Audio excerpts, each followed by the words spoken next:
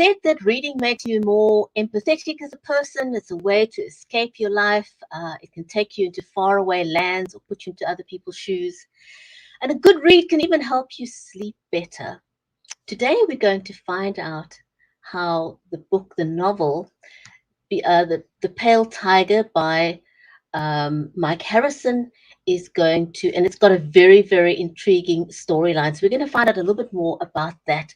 Don't go away. We will be right back.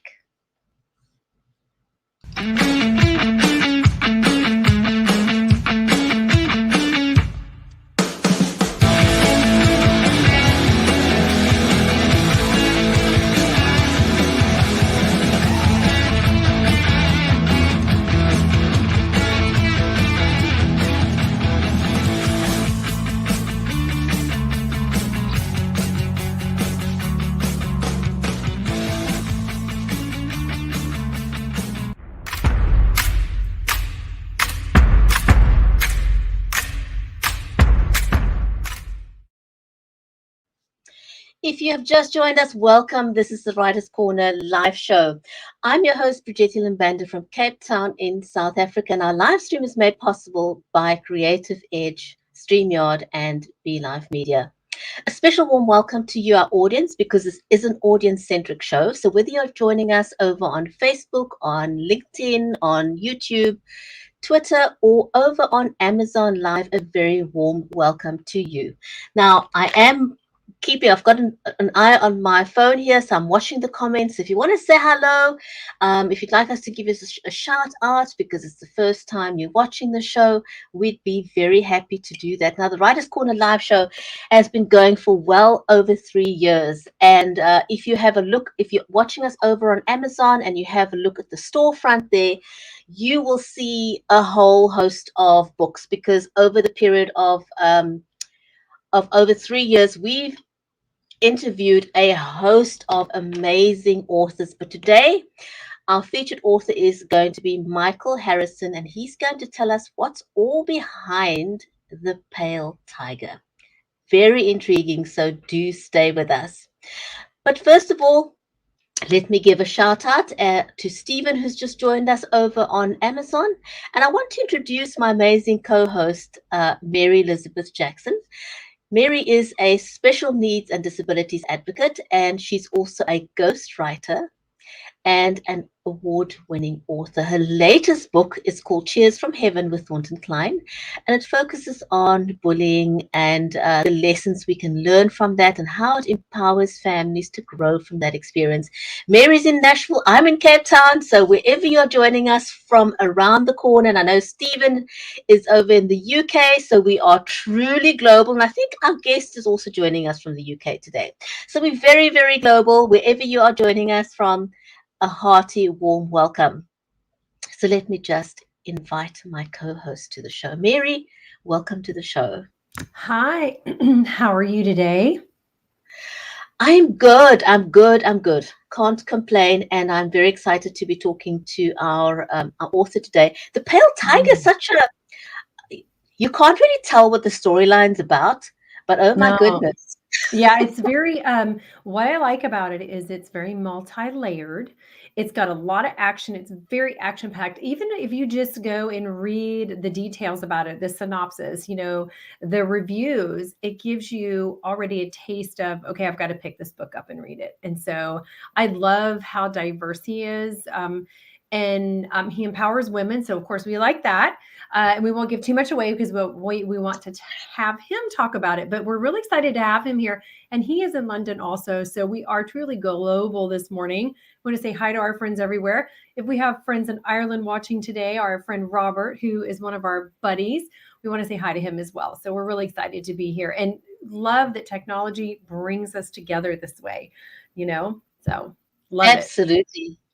Talk about technology. One of the things that I'm very, very passionate about is helping you level up, because, we meet online now. We can't meet in libraries the way that we did before to talk about books. And so we do shows like these to highlight the story behind the story with the authors. But in order to do that, you need a little bit of technology, as Mary just said. And we both use the Logitech Brio camera. which I can't show Mary, you because it's over there, but Bridgetti can. Yes. So, and mine is smaller than that, I think, but I love it. It's, it gives you a clear picture. It looks really fantastic. So, yeah, so we both use the Logitech Brio. It's got a trademarked right light and HDR technology, which means you can use it in any lighting conditions. So you don't need to be a real tech guru to be able to get a great picture online. And then, of course, we both use studio condenser microphones. I've got the Samsung um, microphone. A condenser microphone is fantastic if you want great sound, because people will tune out if your sound is not audible. So do be aware of that. Or otherwise, you can use one of these lapel microphones if you just want to level up. And this is the Rode lavalier microphone. So that's also another option that you can use. But anyway, we want to dig into the story behind the pale tiger. So for and those of we love our British friends, don't we? Just love them. Yes. We absolutely do. So, if you have never met or never heard of Michael Harrison before, he's a Cambridge lawyer who spent 30 years at the heart of the global financial markets. That's a busy And man. That was an interesting life, I am sure. yeah, and he spent time in Manhattan, in Moscow, in Frankfurt, and even in Singapore. He sounds And like a secret agent, doesn't he? he does, he Yeah, does, like he he could be a does. spy or something. Yeah. We haven't Very, even talked very to him yet. intriguing. Very Yes. intriguing. And he says he incorporates what he has learned over the years into his writing, giving it some authenticity and credibility. And I think he's achieved that with this book. But let's get him onto the show, shall we? Because no one else can tell his story better than he can. Right.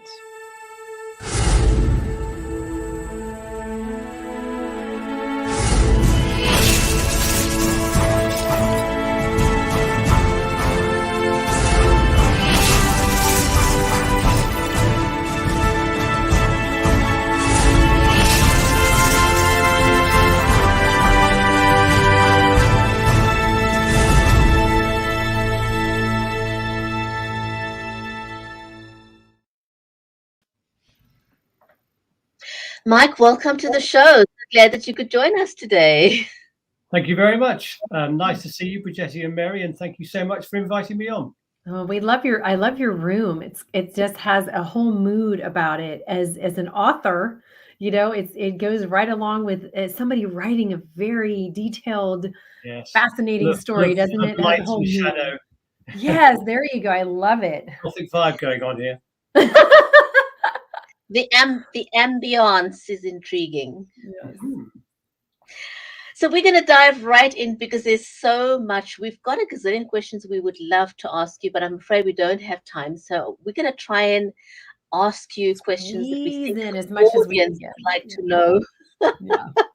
So I'm going to dive right in with asking you, which of the characters in The Pale Tiger do you mostly identify with, and why?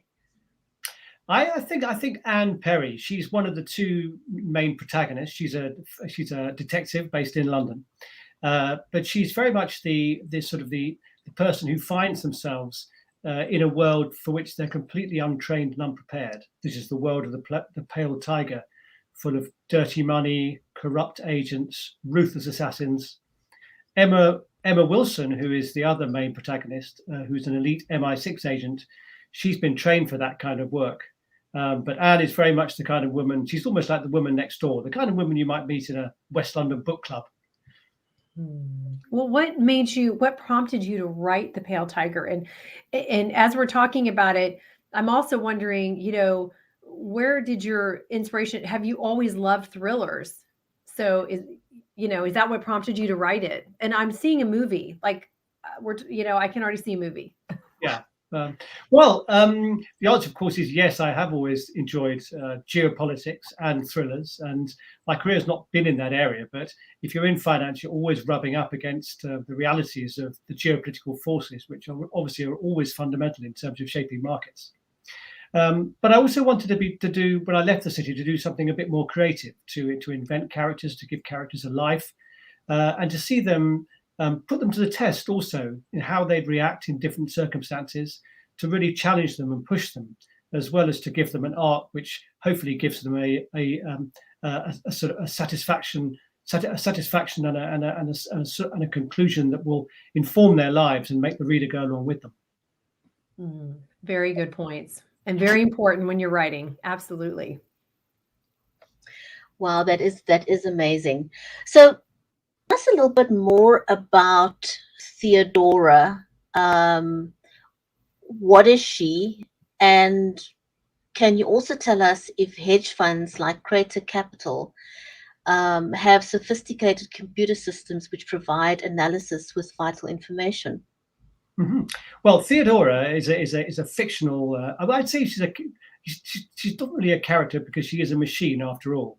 But what I'm doing here is I'm sort of introducing the audience to the concept of general artificial intelligence or hard artificial intelligence. Now, that's not a technology that exists nowadays, but we're probably only within 1 or 2 years of that technology being a reality.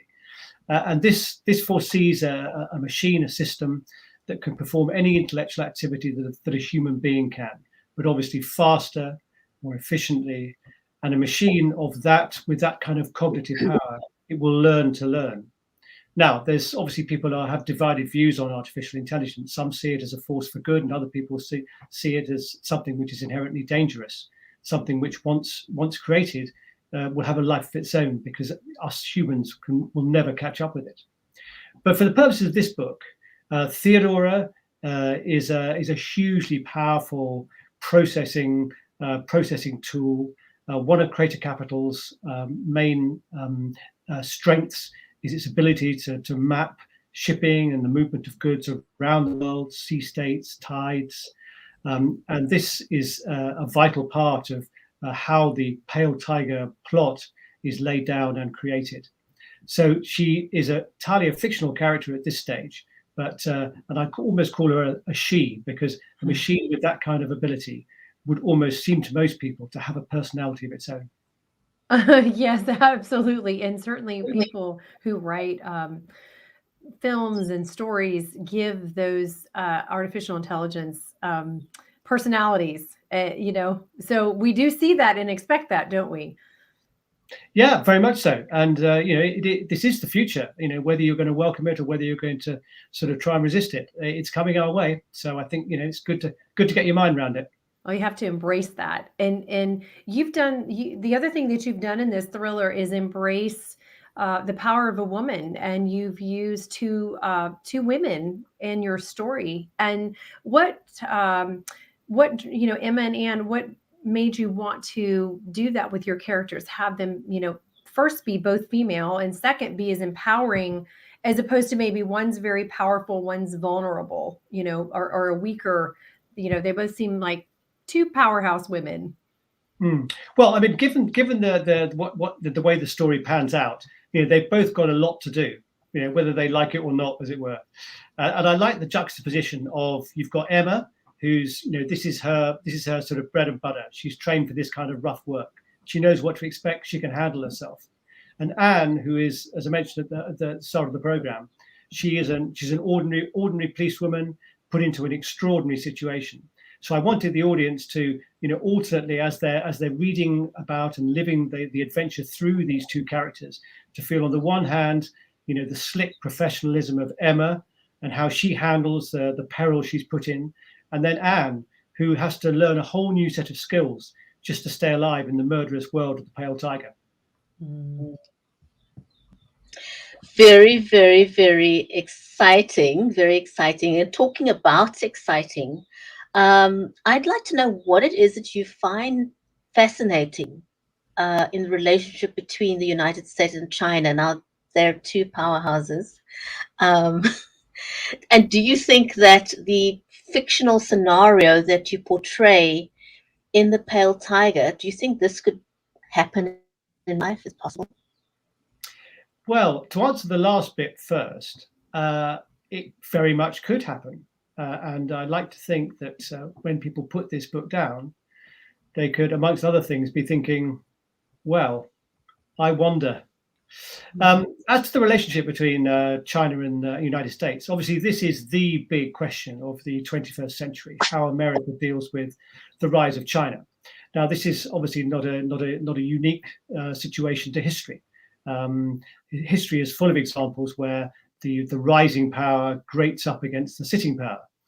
And unfortunately, history gives us a rather severe lesson in this respect, in that these kind of confrontations usually end in war. Now, people say nowadays, that both China and America, neither side wants a war, and therefore, there simply can't be a war. But I'd caution the complacency that goes with that statement. For example, I was recently reading the news headlines from the Times newspaper for the summer of 1914, on the very eve of the First World War.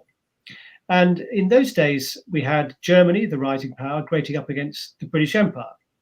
Now, unlike today, the news headlines then were really rather amicable as regards relations between Germany and Great Britain. I mean, the Kaiser and the King were cousins, after all. And in fact, the US president, concerned about the build-up of war talk in Europe, sent a special advisor to tour the capitals of Europe.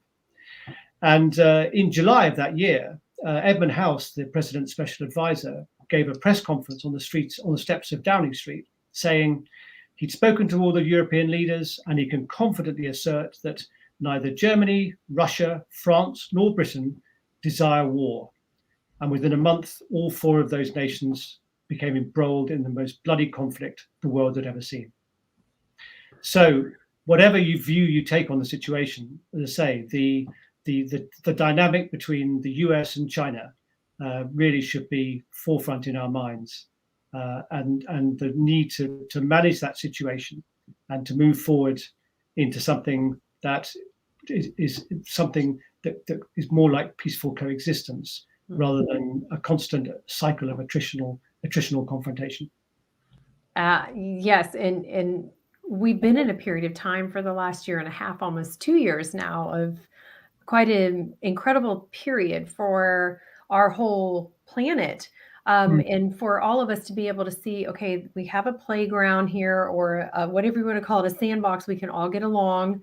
It's the best for the whole of humanity is what we should, would be really good for us to strive for. And to have those conversations continue, that maybe someday that could happen for all of us would be wonderful. Yeah. Well, I mean, I know, Mary, that you're a great student of history as well. And I did try to frame this story in a historical context. The relationship between China and America is not just a very recent thing. It has ancient roots as well. And when you stand back and really look at the whole picture, the whole question of the balance of power globally in a longer historical context, I mean, that actually gives one more sort of room for optimism, in the sense of, yes, there's been times in the past where the rising power does end up in a military confrontation with the sitting power, but it's not always the case. When, for example, when the British Empire was fading and the United States was the rising power, the handover of power, if you like, was a peaceful one, and the result was a productive coexistence that benefited all sides. Absolutely. So do you think that there's a possibility that in real life hedge funds could go to such extreme measures as the storyline tells us to protect their assets? That's a good question. Well, given the eye-watering amounts of money involved in this world, you really wouldn't want to rule anything out. As I've said in the past, the center of global markets, it's a strange place. It's a kind of a toxic nexus, if you like, where power and money can warp the best of ambitions and fan the worst of them. Yeah, we would love for you to read a bit from your book.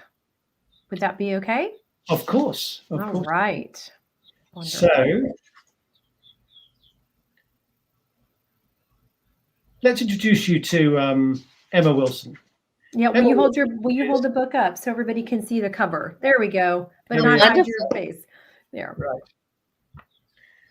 So Emma Wilson, on her way to the airport, she's being sent to Hong Kong, trailing a principal at Crater Capital, a leading London hedge fund with rumored to have links to the Chinese government. Her boss, Sebastian Noon, head of counterintelligence, is, depending on your interpretation, either briefing her, having a chat about this, that, and the other, or grilling her as they drive to the airport. Emma Wilson of MI6 strummed her fingers on the armrest as she looked out of the car window. The traffic around them had come to a halt. The headlights of the cars behind glinting off the raindrops splashed across the side windows. Should have taken the tube. Sebastian Noon, head of counterintelligence, consulted his watch. No need to fret. Your flight's not till 21:45. Can't miss the pre-flight briefing. She smoothed down her British Airways cabin crew skirt, ran a finger under her neckerchief. He turned towards her, his patrician features smudged in shadow. Is it as comfortable as it looks? Feel like I'm wrapped in prickly cling film. She shifted in her seat. Enough static electricity to power a small town. I think it rather suits you. And the blouse, she rolled her slender shoulders, like wearing cardboard. She pulled out her vanity mirror, checking her lipstick. And I won't even start on the hat. He gave a slight nod. Who are you, by the way? Emma held up her flight crew ID hanging from the lanyard around her neck. Noon slipped off his spectacles, narrowing his eyes. Really? She reached behind her neck, checking the pins that held the sweep of dark hair in a tight wound bob. I don't get to choose the names. Mixed blessing, I suppose. He tapped the driver on the shoulder. Do you know what the hold-up is? Nothing on the radio, sir. Just weight of traffic, I think. Sebastian nodded, bent forward, flicked a switch. The glass partitions sealing the front from the rear seats rose almost silently, slotting into the rubber seals with a click. Emma took a deep breath, staring straight ahead. He turned towards her, deep-set eyes framing his aquiline nose. Like you to be nervous, she didn't reply. Noon slid his spectacles on. What have you done with my ice-cold Emma? He gave a slight tilt of the head. You worried about working with Mackay again? Emma shrugged. 15 years ago? I don't think about it. Don't see why he would. Any contact with the man since? Haven't needed to. That wasn't exactly my question. That's good. Listening to you, it really draws us into what's going on. It's so believable, isn't it, Brigetti? I'm just like, oh, keep going. I know. I just wanted to keep going. This is good. Yeah, forget the rest of the day. I'm just going to sit here and listen to Mike read. Wow, I'm intrigued. I've read a lot through the book, but I'm like, I don't think I've read that part, but you have left us on a cliffhanger. So, anyone who's out there watching with us right now on the replay or whenever you see this, the show, you've got to go get this book. And it's gift time. It's a good time for buying books, isn't it? So, Mike, is there a sequel in the works? I mean, this book is a cliffhanger. Are you planning a sequel? Yeah, in fact, I've just finished my next book, and Anne and Emma are back. This time in another sort of high octane, high stakes geopolitical thriller, but this one is set in the world of cryogenics. Oh, fascinating. So anyone out there who's looking to produce a movie, I think these should be turned into movies. I'm putting my vote in. Oh my goodness, Mike, that is amazing. I mean, your storytelling is phenomenal. Do you have any tips for any new authors that are watching? Because being able to write in such a manner to have a great hook and then to be able to hold people's attention so they want to sit up all night with that cup of coffee and just can't wait to turn a page it takes a lot of skill. Do you have And any quick talent. tips for authors? Yeah. And Yeah, talent. I think it's important to get to know and to get to like your characters. Mhm. If you once you find yourself with a real interest in what they're thinking, what they want to do, what they might do, the characters almost make the decision for you. It's almost like your hands on the keyboard are being guided by Emma wants to do this, Anne wants to do that, Sebastian wants to do that. Yeah, they tell you what to do. Yeah. I mean, even the baddies, baddies Yeah. often have the good lines, right? They're Yeah. sort of, you've got to, if you give your baddie a sort of if you can, like a nice sharp sense of humor, at least you don't mind spending time with him, whatever he's up to. That's true. It's so funny. You always talk to people who, or you don't always talk to people, but when you get the opportunity to talk to someone who's an actor or a writer, I think they almost enjoy the baddie, as you call them, more than anything. And I know, like, my daughter is working on, she's at over 100,000 words in a novel, and when she got done writing some big scene with her bad character, she was screaming. I was like, what's happening? And she's like, he's so exciting what he did, And it's really fascinating, isn't it? Because you get to live out, like, if there's that part of you that you don't want to express in life, but it exists within each of us, right? Like the curiosity is about things. Yes, Put because it in a character. baddies can go off and do things that the three of us could never consider, would never consider. I mean, it just. But they're the ones without the limits, right? And Right. the so-called good guys, people on the side of the angels, they've got tram lines to operate in, right? Yep. Absolutely. Yes. That is So amazing. anybody out there, because Brigetti asked you, about, do you have, what, besides really getting to know your characters and everything, if someone wants to go into this genre, are there any greats that you studied under? Or, because, I hear stories about authors who say, go read everything that's in romance, go read your favorite authors and learn their skill of what they're doing if you can't have a class with that person. So what would you tell anyone out there who's wanting to write in the genre that you're writing in that way? I wouldn't really think so much about style, because I think one has to try and kind of make one's own style, the way that you're comfortable writing and the way that you want your characters to sound and talk on the page. I think more important is to just kind of keep your eyes open and just to find something which is something that interests you, something that that's big and it's real and it's relevant to an audience. I mean, for example, one of the reasons I began to write The Pale Tiger was I remember I saw a headline once, and there'd been a near miss in the South China Sea between a Chinese and an American warship. And I remember just thinking, one day there will be a collision. And then what would happen next? Yeah. Very interesting. Very interesting. Mike, we're just about out of time, but I've got a final question for you. I love, love, love, love, love the cover of this book. And just looking at it on the Kindle, there's so much detail in this. It's one can tell that there was a lot of forethought in the cover. Just tell us a little bit about the cover. Well, I can take absolutely no credit for the cover whatsoever. The cover was designed by my publishers in the US, Echo Point, and good job. They did a good job. They went off. They came back with this, and of course, my agent, everyone has said that is absolutely terrific, because it's busy. Hold on a second.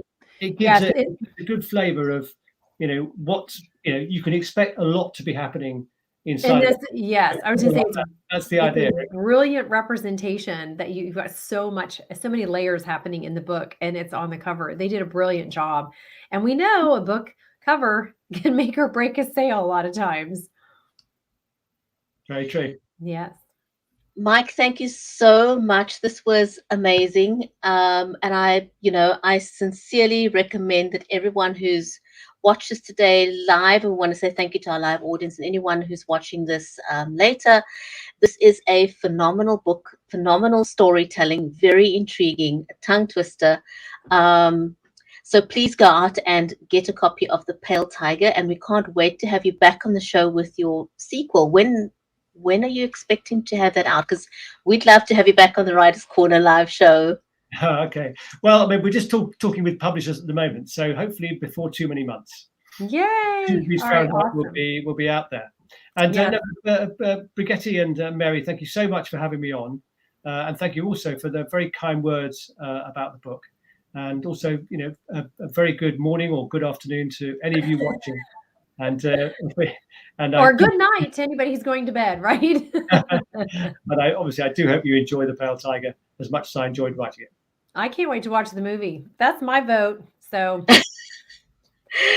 thank you, everyone.